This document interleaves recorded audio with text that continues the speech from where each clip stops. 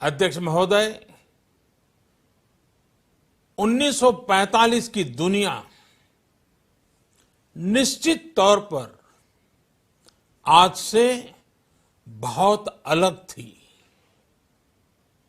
पूरा वैश्विक माहौल, साधन, संसाधन, समस्याएं, समाधान सब कुछ भिन्न थे।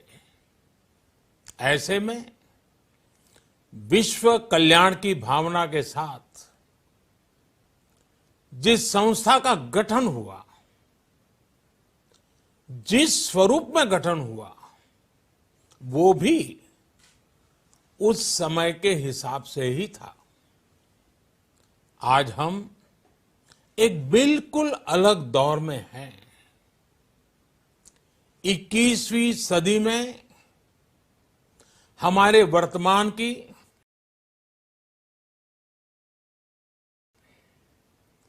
हमारे भविष्य की आवश्यकताएं और चुनौतियां अब कुछ और है।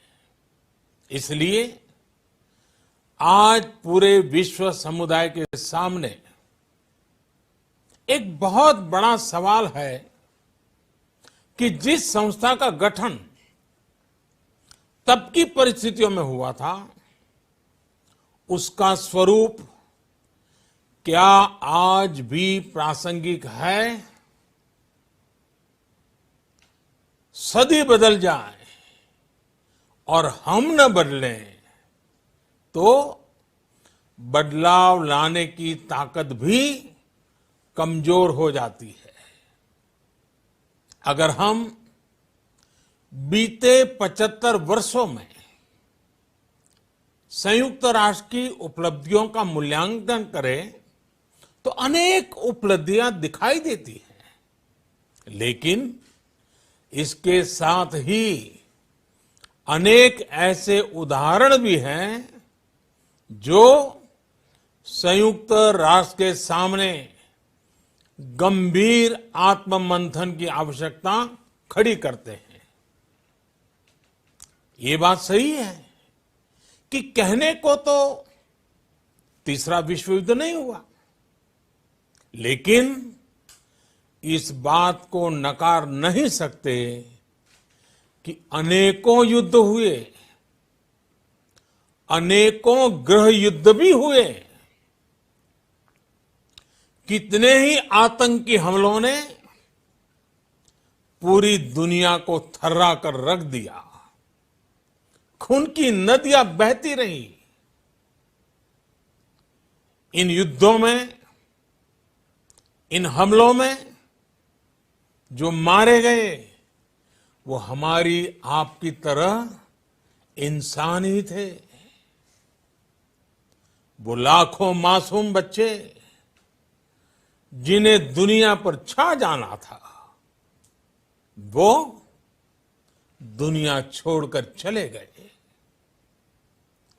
कितने ही लोगों को अपने जीवन भर की पूंजी गंवानी पड़ी, अपने सपनों का घर छोड़ना पड़ा।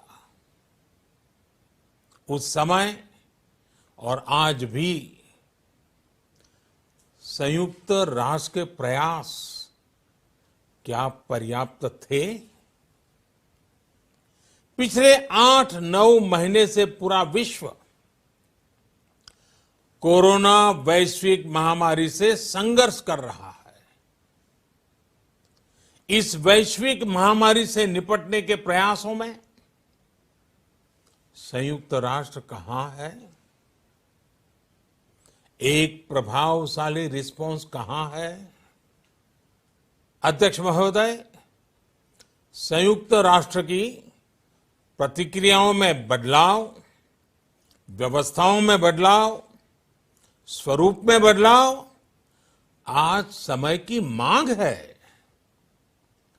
संयुक्त राष्ट्र का भारत में जो सम्मान है, भारत के 130 करोड़ से ज्यादा लोगों का इस वैश्विक संस्था पर जो अटूट विश्वास है, वो आपको बहुत कम देशों में मिलेगा।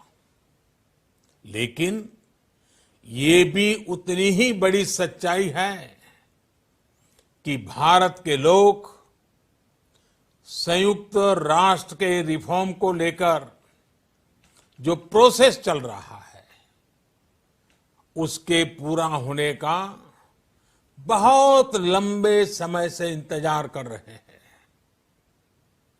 आज भारत के लोग चिंतित हैं कि क्या ये प्रोसेस कभी एक लॉजिकल एंड तक पहुंच पाएगा।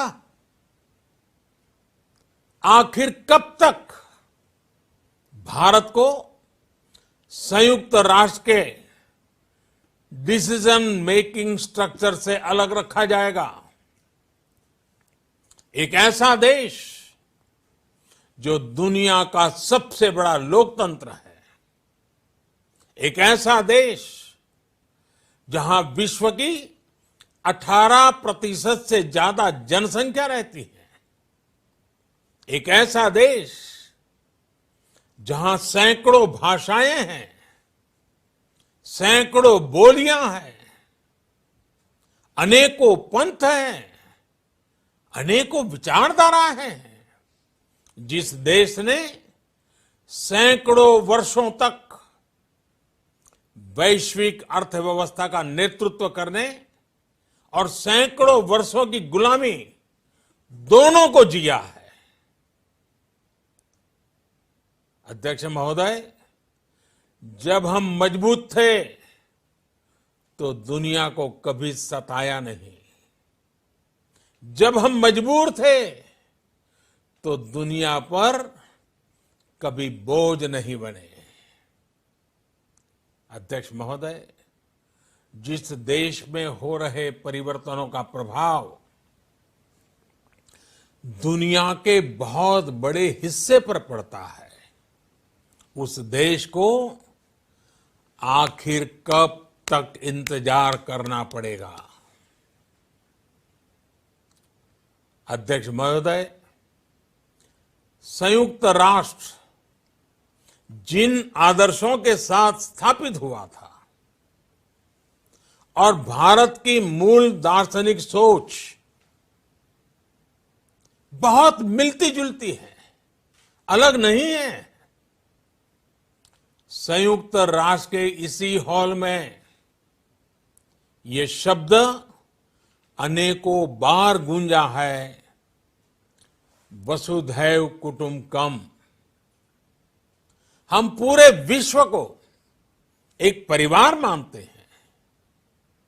यह हमारी संस्कृति, संस्कार और सोच का हिस्सा है। संयुक्त राष्ट्र में भी भारत ने हमेशा विश्व कल्याण को ही प्राथमिकता दी है।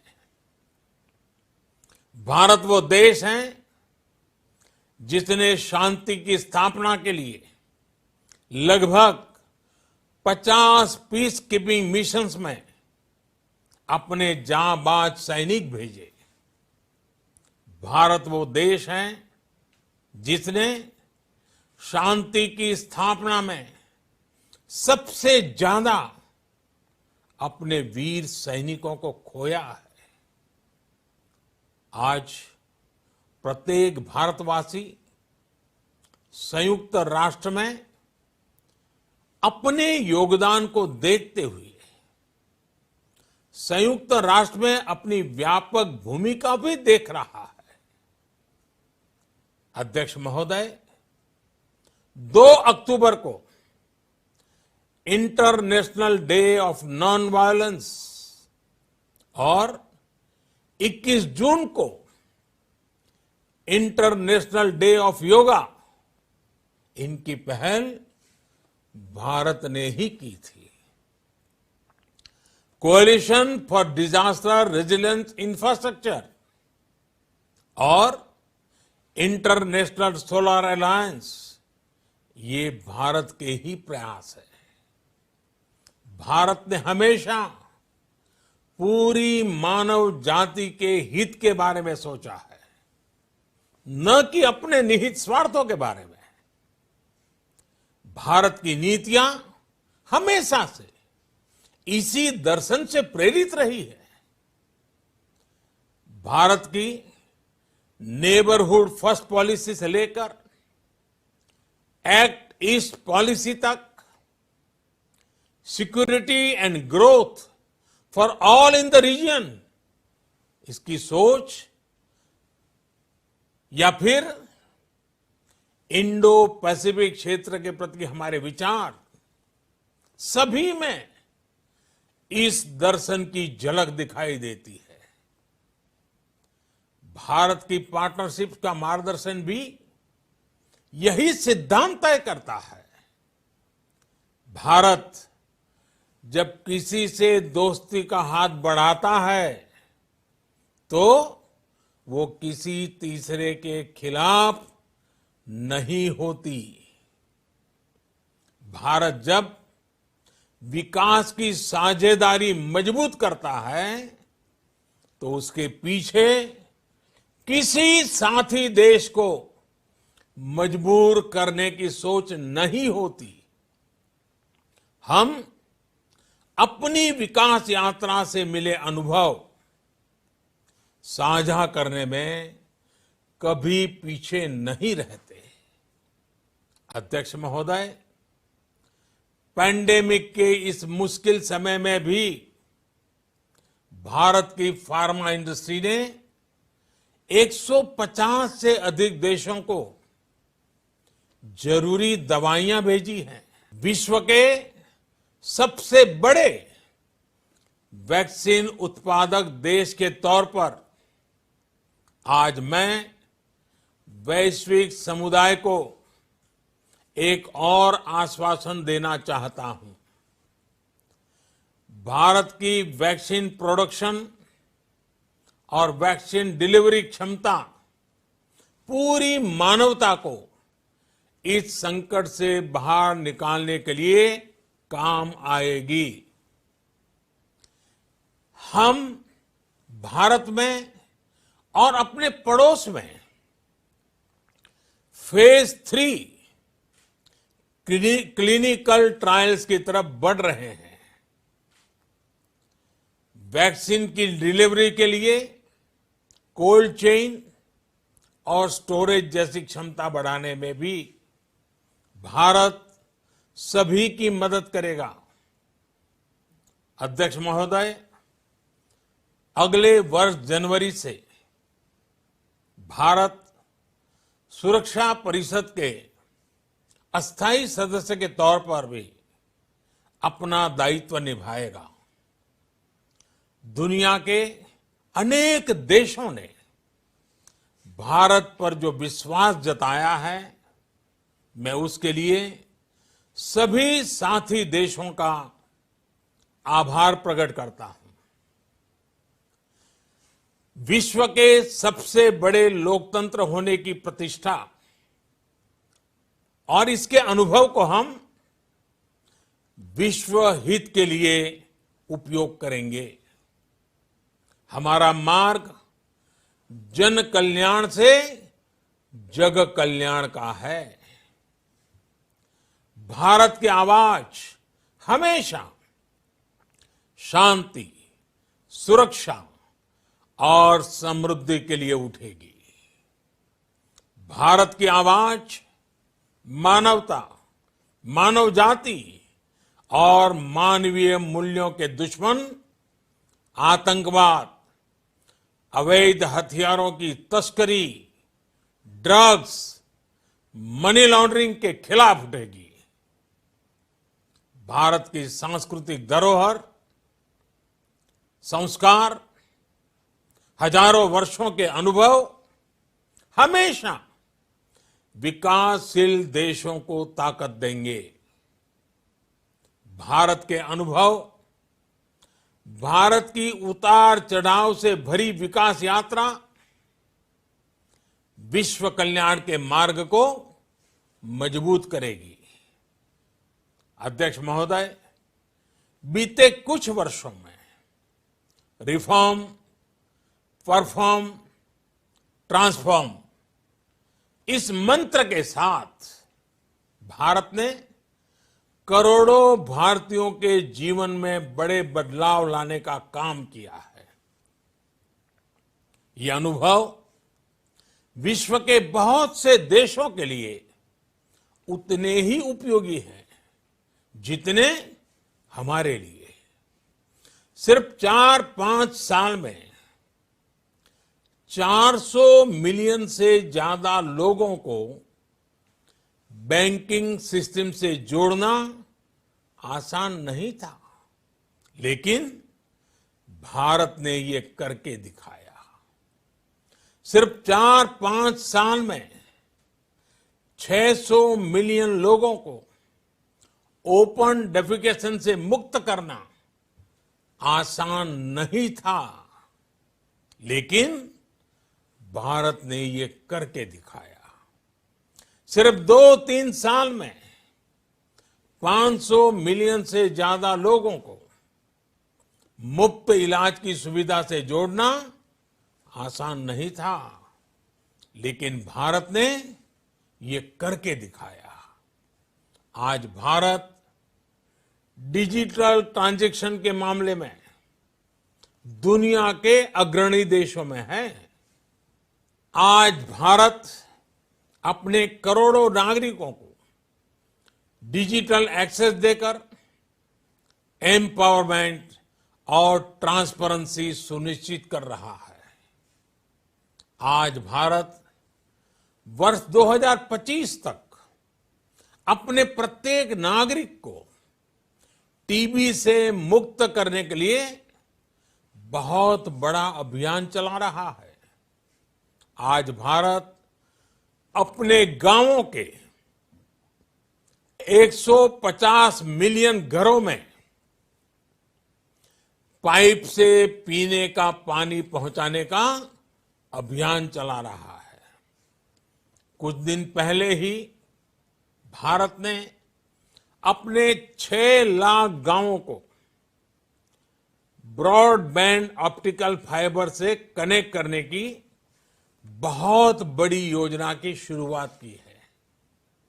अध्यक्ष महोदय, पैंडेमिक के बाद बनी परिस्थितियों के बाद हम आत्मनिर्भर भारत के विजन को लेकर आगे बढ़ रहे हैं। आत्मनिर्भर भारत अभियान ग्लोबल इकोनॉमी के लिए भी एक फोर्स मल्टीप्लायर होगा। भारत में आज ये सुनिश्चित किया जा रहा है कि सभी योजनाओं का लाभ बिना किसी भेदभाव प्रत्येक नागरिक तक पहुंचे। विमेन एंटरप्राइज और लीडरशिप को प्रमोट करने के लिए भारत में बड़े स्तर पर प्रयास चल रहे हैं। आज दुनिया की सबसे बड़ी माइक्रो फाइनेंसिंग स्कीम्स का सबसे ज्यादा लाभ भारत की महिलाएं ही उठा रही हैं। भारत दुनिया के उन देशों में से एक है जहां महिलाओं को 26 वीक्स की पेड मैटरनिटी लीव दी जा रही है। भारत में ट्रांसजेंडर्स के अधिकारों को सुरक्षा देने के लिए भी कानूनी सुधार दिए गए हैं। अध्यक्ष महोदय, भारत विश्व से सीखते हुए, विश्व को अपने अनुभव बांटते हुए आगे बढ़ना चाहता है। मुझे विश्वास है कि अपने 75वें वर्ष में संयुक्त राष्ट्र और सदस्य सभी देश इस महान संस्था की प्रासंगिकता बनाए रखने के लिए और प्रतिबद्ध होकर काम करेंगे। संयुक्त राष्ट्र में संतुलन और संयुक्त राष्ट्र का सशक्तिकरण विश्व कल्याण के लिए उतना ही अनिवार्य है। आइए संयुक्त राष्ट्र के 75वें वर्ष पर हम सब मिलकर अपने आप को विश्व कल्याण के लिए एक बार फिर समर्पित करने का प्रण लें। धन्यवाद। Subscribe to our channel by clicking the subscribe button.